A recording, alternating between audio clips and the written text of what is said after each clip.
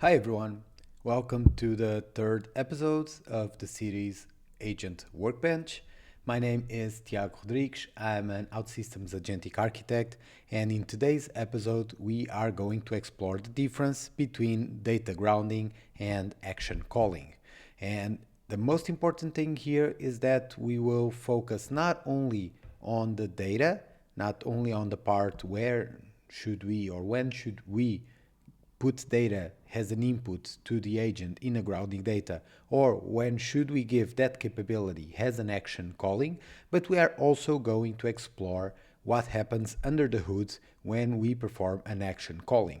I think this is really important because in the same way that we understand, for example, when we use a REST API, what happens under the hood, or when we create a screen or use a client action or a server action, we also know what it happens under the hood. It's also critical for us to realize what is happening and how the information flows when we use an action calling. And we are going to do this today. So let's go. So we already discussed in the past the concept of an AI model, right? So we have the AI model that we select when we are creating an agentic app, and this AI model is called by a certain action that we are going to see afterwards.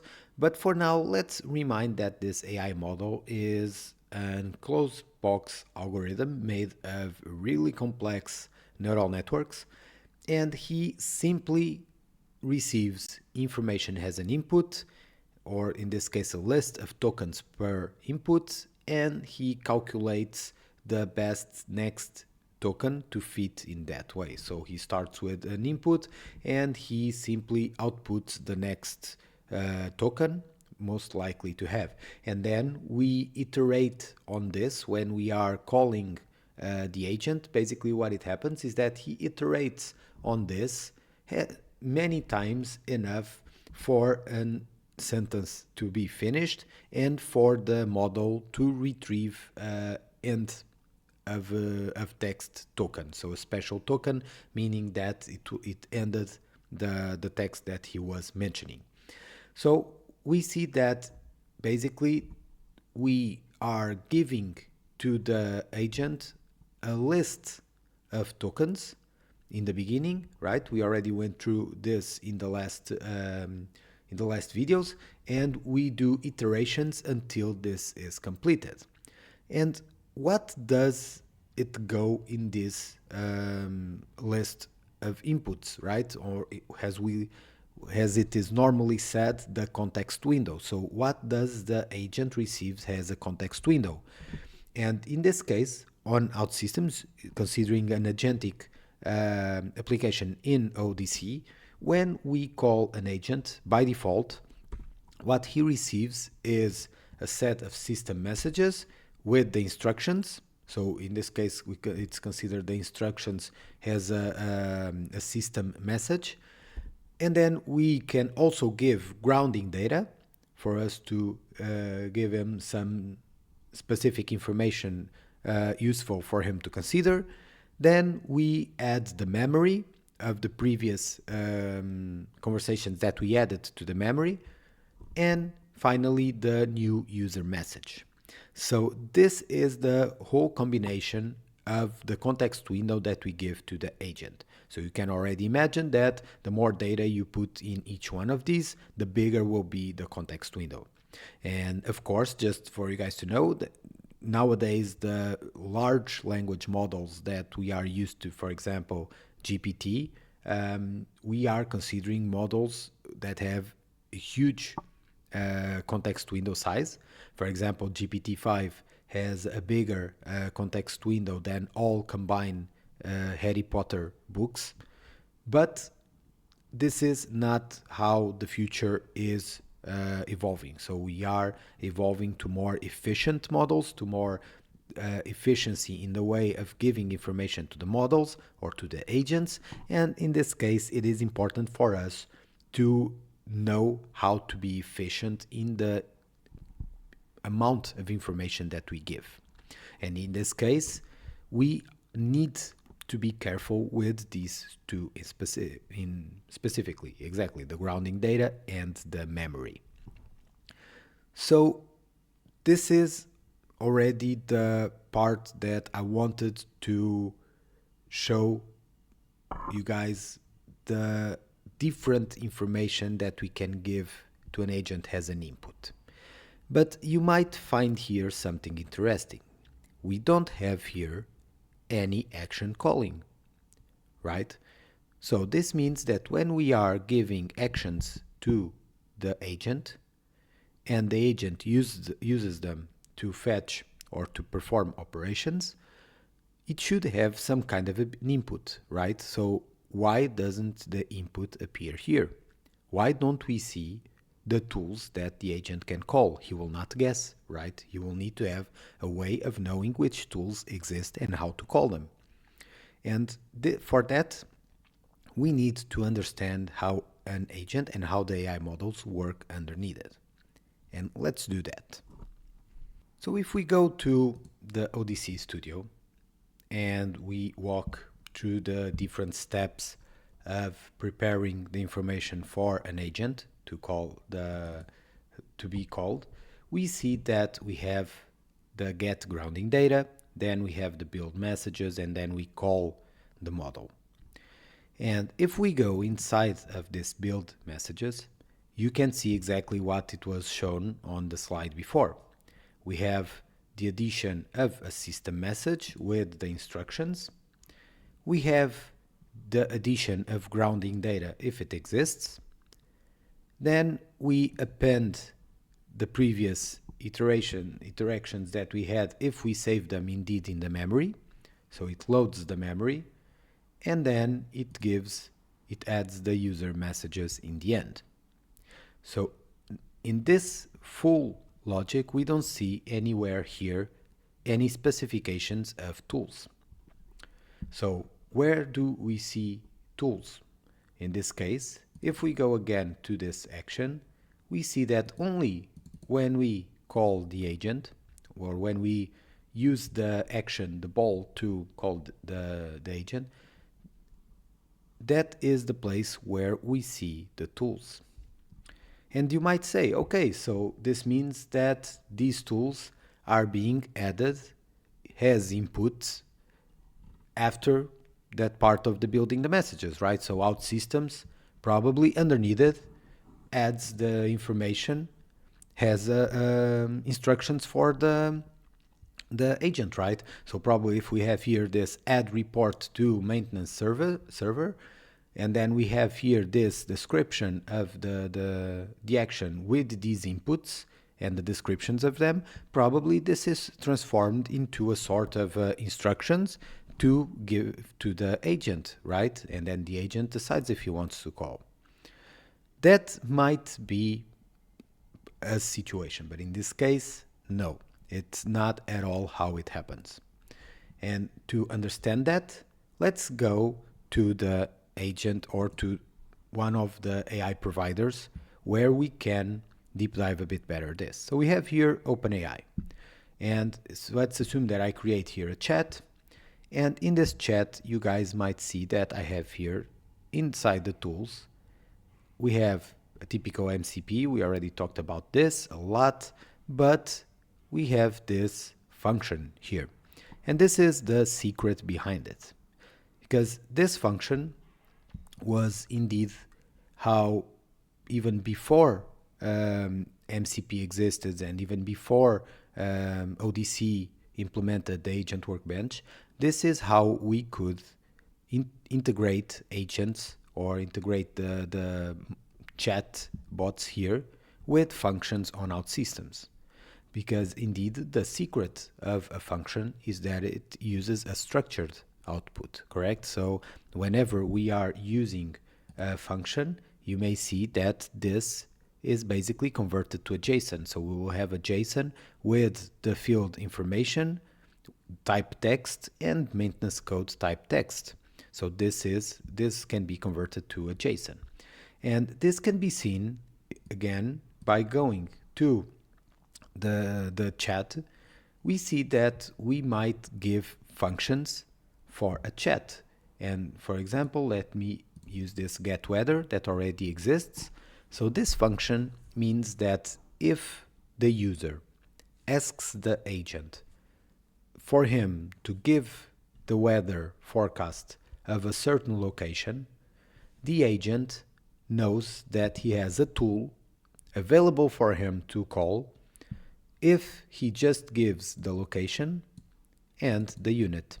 And this that you guys see here, this is what's called a JSON schema. This is how we tell the agent, hey, for you to call this function, you need to comply with these parameters. So you need to have a variable of type object, and inside of that, the properties of that object are first the location, that is of type string, then a description for the agent to know why is this or for what this attribute is used for, and then you have a second one, unit, that is a type string, and it is an enumerator that can be C or F, Celsius and Fahrenheit. So you can see that by giving this JSON schema, we are specifying to the agent how he can call this function. And you guys say, okay, so a function is a tool. Yeah, more or less. The difference is that the function is something that it's only seen on the perspective of the agent. Because if you guys add this getWeather and you simply put add, the agent will not have the capability of getting the weather. He will simply call this function, but he will wait for that information to come.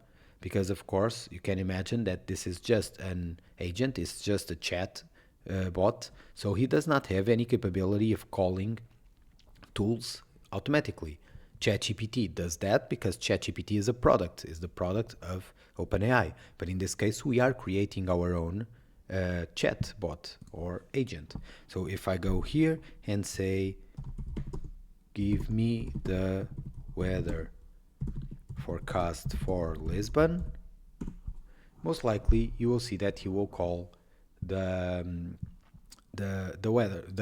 function. So you see here, he called this, but now he is waiting for something. Why? Because he does not have that capability. So this means that we need on our side to implement this capability, implement a function for him to call and receive the value. And then let's put here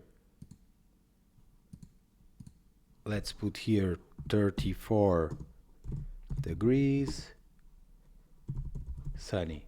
Wait, probably we need to add this to not give an error, I would say. Exactly. So if I submit, then imagine that he received this reply from a system somewhere, and then he replied to the user, Lisbon weather, 34 degrees and sunny. So this is how we make an agent have the capability of observing and interacting with systems outside.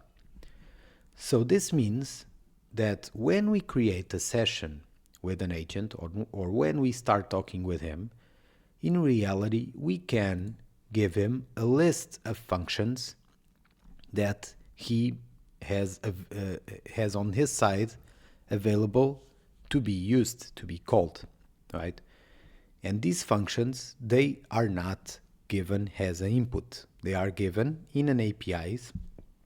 If we go to the APIs and we check the response API, for example, we will see that it has the capabilities. Now we need to go a bit below to find one specifically with functions, or we simply search, that is faster.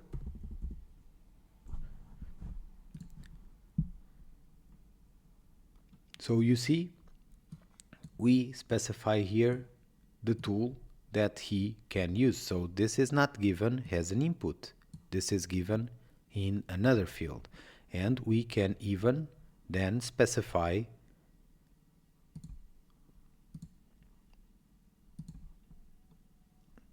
we can even specify the JSON schema that you guys just saw before. So we call for a response and we pass saying, hey, this is the input that the user is giving, and you can use tools, and this is one of the tools. It has this JSON schema. So this is how a chat knows which tools to call. And again, this is very important. This does not go into the input context window. So it does not cost extra context window information to give him this initially. So this means that if we go again to ODC, when we have this 5 action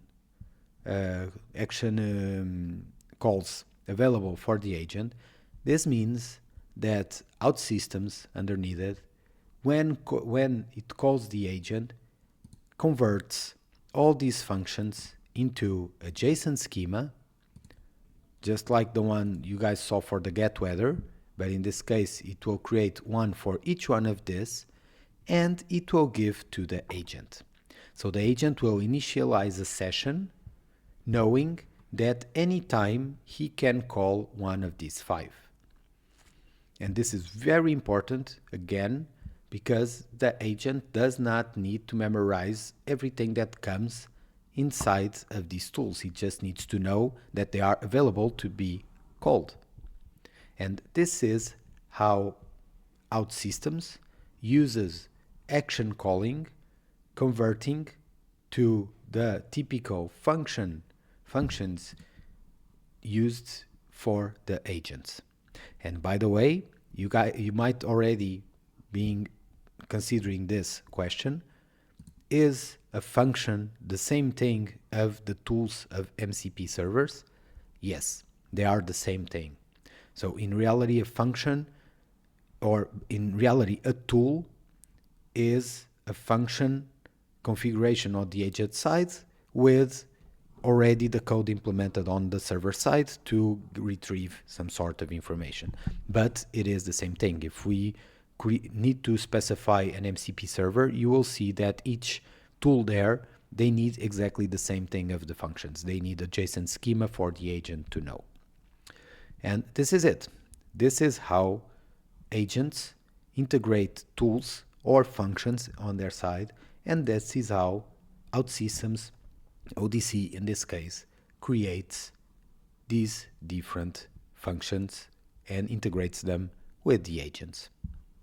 So 2 things might be considered here. One, it's a really no-brainer, and we will talk immediately. That is the fact that we need these descriptions to be given to the agent. Because, as you might remember, an agent uses unstructured communication. So this means that he will rely on the descriptions of each input and on the description of the function for him to know what to put in each one of these values. So this means that it's really important for us to consider them here. But there is a way for you to not need to put them in this part, and that is if you already consider adding descriptions into the information or the functions that you add. So in this case, if you already have a good quality standards of putting descriptions in the server actions and putting descriptions in the inputs, this means that you don't need to worry about adding the actions to the server, to the agent call. On the other way, if you do not put descriptions, then it's probably for you to consider them here, or else the agent can hallucinate on the values that you are expecting here. The second interesting point here is then how should we use action calling, right? Because we can use actions in our applications mostly, or for most of the times, to perform 2 types of things: or to gather information, or to perform a sort of an action, right? Even the get information, it's not so common because most of the times we can do that by using an aggregate. So it's not always necessary to have a sort of getters, but most of the actions that we create, they are used to perform some kind of action on the system. So one way for already to distinguish this from grounding data or from the others is if we want an agent to act upon a certain system, the best way to do it is by giving actions. Because by giving an action, for sure he will comply with the schema that is being used here. If we are dependent on the agent to in the text that he retrieves as an output, if we are waiting for him to have the intelligence to put a certain structure, it might work, but it can be kind of risky because he can hallucinate and not give the proper information. Or if by any chance we just need to always have the agent replying with one information that is structured for all the time. So if there is only one use case and every time in that use case the outcome should be a certain structure to be called, then in this case, yes, you can use a structured output. But if you want the agent to have the intelligence to, depending on the user input, to know which tool to call, then you need to give it as an action calling and not a structured output. So for one of the rules, we can already separate grounding data or other types of inputs from action calling, and that is when you want the agent to perform an action on the system. Another situation, and this now is the one that is more debatable, is what about getting information? Because most of the times, if we want the agent to get information, why don't we put it on the grounding data? If an agent needs a certain product information to digest a certain user request and reply accordingly, why don't we just put the product information as a grounding data? And that's totally fine. That's a completely valid use case. So when should we use an action calling to gather data, or when should we put that data simply in the grounding data? And let's see that. So let's consider that we are preparing a meeting that we are going to have tomorrow with a client. Our company sells a set of products, and we want to have a sales meeting with that client with the goal of analyzing sales, see if he wants to buy more products, and also what is his plan for the new year, right? So if you are a salesperson, you might want to do some things to prepare for that meeting, right? So most likely you want to memorize, for example, the name of the client, right? It's expected that you arrive to a meeting and you know the name of the client, so you want to know that his name is John. You want to know probably his role inside the company, so he is in this case a sales manager for Portugal. So that's also an important information for you to memorize. You probably, since you are from sales, you know that human relationships are a really important part of it. So if you really want to make a good impression, you might want to remind yourself that his son is studying medicine. So probably you want to ask how are things going, if he is liking or not. And for example, you might also memorize some specific short and important information about this company and about the client, right? So you might want to memorize that in this case, he is a top buyer of the product X, right? So you do not memorize all the bots that he did last year. That would be too much, but you might want to know these summarized information like that he is the major buyer of product X. But because you never know where this meeting goes, right? You might have the situation where the client wants to know more information about products, or he wants to know more information about the relationship, the sales that he had in the past. So you want to be prepared and you want to have that information ready if he asks. So how do you do that? Normally, you go to the meeting with a set or with a computer with access to some platforms, a CRM, an ERP, or the product management software. And you can also bring documentation if there is like product specification that you might want to check that with the client. So there is all sorts of external sources that you don't need to memorize them. So they are useful for you to not have the need of memorizing all the details that exist to them. But if they are needed, they are there to be accessed, right?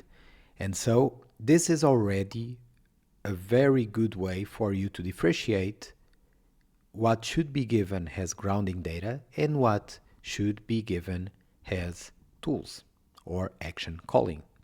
And the reason for that is because you might notice that the grounding data, it's always about summarizing information that is critical to be used as an awareness, has the agent to be aware of the surroundings, aware of why he is doing what he's doing and what is needed in terms of summarized information. But the tools, on the other hand, the tools are the smart way to get information that is scattered across different tools, because you might use a system. So you might have an action, for example, get product information by code. And this way, if the sales person asks more information about product code X, then the agent can fetch that information, and only in that moment he needs to consider the information, the full details of the product X. And afterwards, if the salesperson also asks, or he wants to know what were the sales or the products that he bought on the last semester of the last year, then you can give also another tool to get that information in that specific way. So this way you are giving intelligence to the agent for him to know how to fetch data depending on the situation that is asked. And also in that way, you don't need to give all the possibilities of all the information that the agent might need as a grounding data, with the risk of provoking some context rot. So meaning that the information is so big that the agent hallucinates. And this is one of the ways that I like always to differentiate how to use grounding data and how to use tools. Always look if the information you are giving to the agent, if it is an information really important and summarized to be considered as a set of instructions or a set of ways of how he should work, or if the information you are giving is in reality an information to extend some requests in case the user needs it. And that way you can differentiate both of them. So this is how we can use these two distinct features when calling an AI agent and when interacting with AI agent, meaning the grounding data and the action calling. And this is also how we should differentiate the use cases, knowing when to pass the information as an input in the grounding data or when giving that capability to the agent in a form of an action calling. I hope that this video helped you differentiate the two of them for the use cases you might find in the future. And follow me for more content related with this. Have a nice day.